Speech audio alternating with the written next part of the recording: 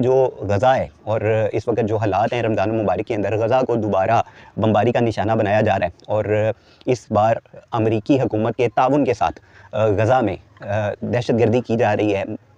بمباری کی جا رہی ہے، لوگوں، بچوں، خواتین اور بزرگوں کو شہید کیا جا رہا ہے، اور 58 اسلامک ممالک کا اتحاد اور تمام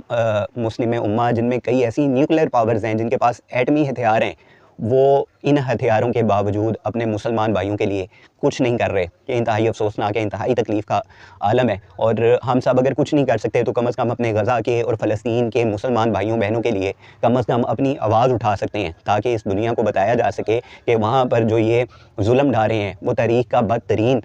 ظلم ہے۔ اور دعا گو ہیں کہ اللہ اس امت کو اکٹھا کرے اتحاد کے ساتھ، تاکہ جو یہ مسلمانوں کے اوپر دنیا میں کہیں بھی جو ظلم ڈھایا جا رہا ہے اس کا ازالہ کیا جا سکے۔ اللہ رب العزت ہمارے مسلمان بھائیوں کو اپنے حفظ و امان میں رکھے۔